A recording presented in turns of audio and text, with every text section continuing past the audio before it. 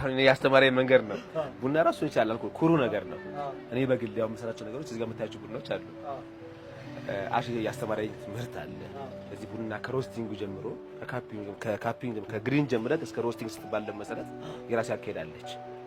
እኔ በምችለው ቡናዬን ብለንድ አድርጌ ምን ከምን በምሰራው ነገር ሰርቼ ግን መቶ ምነግርህ ነገር ግን ስለምንድን ነው እኛስ ጥሩ ነገር ቡና ማናገኘው? አሁን በጣም ትልቅ እንትን ያለ ቀዋሚ ያለ ነገር ምንድነው? ለምንድን ነው እኛ ሪጀክት ሆናል ለኛ የሚቀርብልን?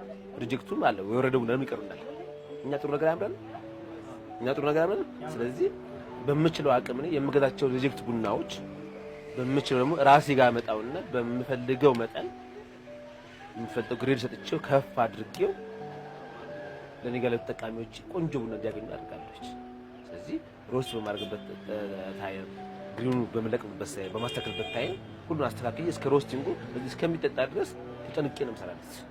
በጣም ተጨንቄ ነው የምሰራው። ይሄን ማለት ነው ምንድነው ከፍሎኛል። አንደኛ ቡናው ከፍሎኛል። ስለዚህ ቡና መማሬም አሳውቆኛል።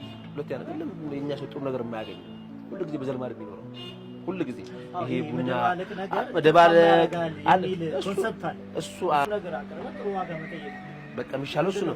አፎርድ የሚያደርግ እንደገና ደግሞ ገና ከኛ ስንቆላው ጀምረን ቡናው እንዴት እኛው እናውታችን አላል ይሄ ምጣድ ላይ አውጥተው አሳድረው ኦይሉ አውጥተው ካፌውን አውጥተው በርን የሆነ ቡና እንደሚሸጡልን ብዙዎቹ ግን አለማወቅ ነው። አሁን ብዙዎቹ አለማወቅ እንደገና ከየት ቡና ይገዛሉ የሚለው መረጃም የላቸው። በጣም ብዙ በቡና ጠጡ ደረጃ በሚሰሩ ሰዎች ላይ የእውቀት ማነስ ስላለም ያን ያለበት እነሱም ቢሰሩ ደግሞ ቡናውን እንዴት አድርጌ ነው የምቆላው ምን ከምን አገናኝቼ ነው የምቆላው ብለው አይጠነቀቁለትም ስለቡናው። ስለዚህ ዋጋው ቡና ዋጋ ያስከፍላል። ትካልከበት ዋጋ ያስከፍላል። ስለተመጣው ከግሪን እንትኑን የተቆላው ቡና ኦይሉ ሳይወጣ ካፌኑ ሳይወጣ በምትችለው መጠን ለሰው ሁሉ ኢንግሪዲየንቱ እንዳለ ለተመልካችና ለጠጣጫችን ስታቀርብላቸው ያ ቡና ይደነግጣሉ። እንዴ ይሄ ቡና እኛ ጋር አሁን ቡና ቀርተን ብናሳይክ አንድ ቡና ቀርተን ብናሳይክ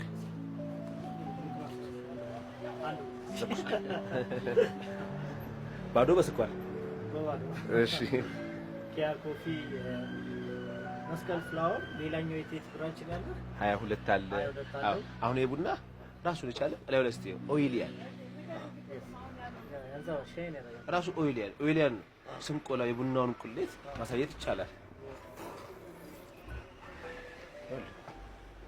አሁን የሰዎች ብላ የቡና አሯን ለሚሉት እንትን ላይት ሮስት ነው አልበሰለም ይላል። አልበሰለም ገና አልደረሰም ይሏል። እኛ ግን ሲብላው ብዬ ባቀምስና ብታደርገው ቡና ነው እንደስ ብትቀምሳት ሙሉ ነገሯን ያለቻል። ስለዚህ ቡና ላይ ጨንቀን ነው የምንሰራው። ቡናው ላይ ለኛ በምንፈልገው መጠን ደግሞ ብለንድ እናደርጋለን። ይሄ የራሳችን ቴስት ለመፍጠር እየሰራን ስላለ የኮንስታንት የሆነ 6 እና 7 አመት እንደዚህ እየሰራን ያለን በጣም